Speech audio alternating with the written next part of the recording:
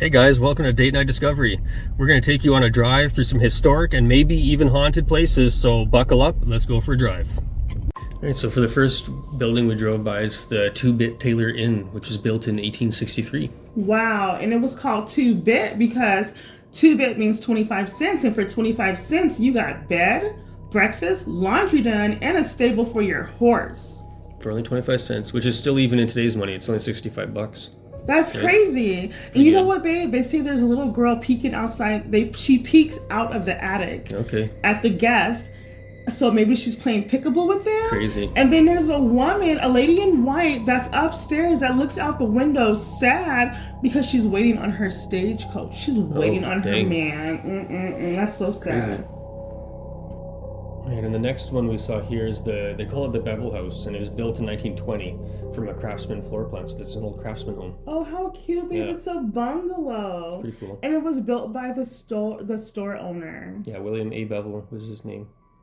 Yeah, and it apparently actually almost burned down completely. In 2007, there was a fire, and the Historical Society restored it. Nice. Cool. They say that there's playful spirits here. So they say that one of the things that they do is they pull out the dining chairs. Oh, crazy. And the other thing is they take silverware and put it in the center of the room. Weird. Yeah, it's pretty weird. Creepy. All right, a cool old building though. I like it. All right, and this one here, this lovely red building, is known today as the Dixie Store. But it was actually originally Brymer Anderson's grocery store, who is a super generous dude, actually. He would help out his community a lot and give credit to farmers when they needed credit, when times were tough. So it's pretty awesome. And his daughter ended up taking over the store. Yeah, and it was built in 1918, you guys. And something else about Dixie, like, she was so kind, and she would just pass out candy to, like, all the kids that when they would come in the store. Oh, that's awesome. She would give them penny candy, and she also knew all of them by name. Awesome. Yeah. And then, I know they hear sounds, like they say you can hear sounds of the bell opening, like the doorbell. Yeah, when the open store is closed and there's no one in there, people have said that they can hear, like, the dinging from the door. You know, when the door opens, that old bell.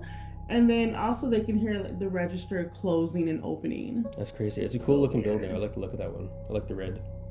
It's awesome. Aren't they known? Didn't they have, like, some record, like 300 ice cream? There's apparently a bunch of old school ice cream makers inside there, like the ones you crank by hand. Pretty cool. Yep. And the next one you see here, this blue house, we're looking at the side of it. This is actually the Johnson house. And on this pass by, we just go by the side of it, but we'll be back to it. We drive by the front of it after we do the next couple houses. So. What a creepy looking house. Yeah, it definitely looks creepy and old. It's nice though, it's big. It is. Nice, I like the landscaping around it. Alright, and this next house, we see this big yellow house, is the Delaney house. It's actually built by Lucy Delaney's brother, John Field. He built it for her after her husband passed away, Joseph Delaney. And it was built in 1916. Yeah. That's so cool and so sweet. The sad part about it is, though, like John, her brother John, who actually built the place and wanted to live in there with her after her husband passed away, he died a month before it was built, so he never even got a chance to live. He never got a chance to live in it. Yeah, but honey, I think he's living in it now, because people say they see a shadow man and they think it's him. They think it's John Fields. No way. Yeah, and also there's like a little boy named Steven. Who they say darts through the dining room, and but I definitely think he's there. He's creepy. Like, I didn't get to live in it then, but I'm definitely gonna live in it now in the afterlife. That's crazy. So yeah, it's cool. It's nice. Yeah, it's a nice big house. Mm-hmm. All right, and then this one is the actual original Delaney cottage, and this was where Lucy lived with her husband. Like, her husband Joseph Delaney built it in 1870, and he was a Civil War surgeon.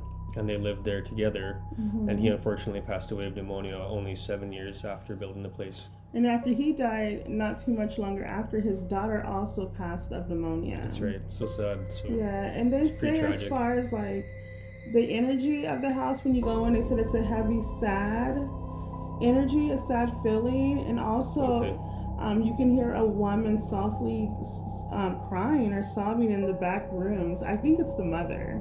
I would think so. Yeah, she lost her husband, and then not too much longer, she lost her child. So super sad. Yep, nice little building though. All right, and now we're coming back around to take a second look at the Johnson house here. So this house was built in 1870, and it was lived in by Civil War Captain John Johnson, and he lived in there with his wife Polly. And their 13 children. Oh, that's right. And also, there's a memorial room upstairs for his great nephew, Bobby Younger. Okay. His plane was shot down in World War II in 1944. The crazy thing about it is that his remains weren't found until 2015. Oh, wow. But you know, people say they see his ghostly figure dressed in uniform looking out the window. Okay. And he looks really sad. And babe, again, he was only 19 years old when he died. So crazy. So yeah. And also inside the house, they have like his high school jacket that when he went to McKinney High School. And they also have letters that he wrote his mom. And she also received a letter from him after he died. Okay. Yeah. Well, that's the John Johnson house. All right, and last but not least, we have this chapel building here, which is the Foot Baptist Church. It was built in 1908, and it was actually originally a schoolhouse, but they moved it here in 1994 from down the street in Stonebridge. And they say there's a shadow man inside the church. They think it's a deacon maybe from a long time ago, and they feel like he's watching over the congregation. And also, it's creepy. Yeah, it is.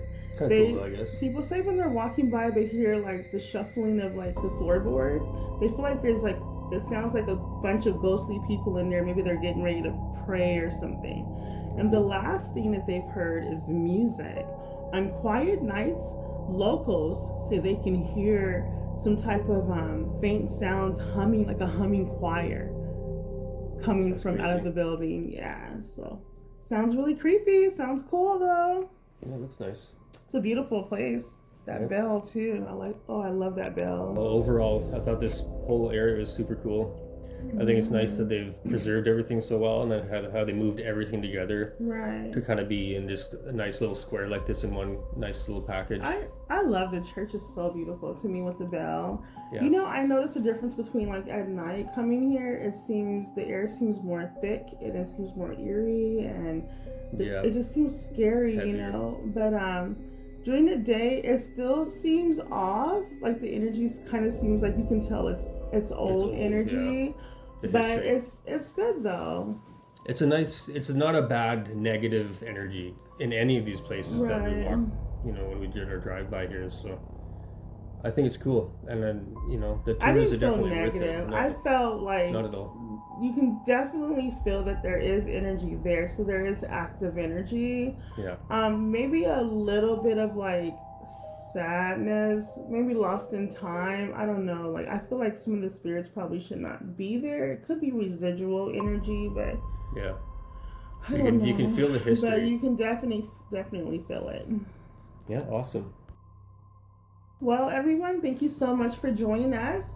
This is Date Night Discoveries. We have so much more in store for you all.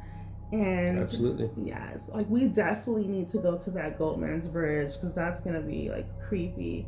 But also we're gonna be taking you to other locations, and there's plenty of history here. Yeah, so much history in Texas. Woo! All right, thanks you guys. For joining. Thank you. See you later. Subscribe for more discoveries.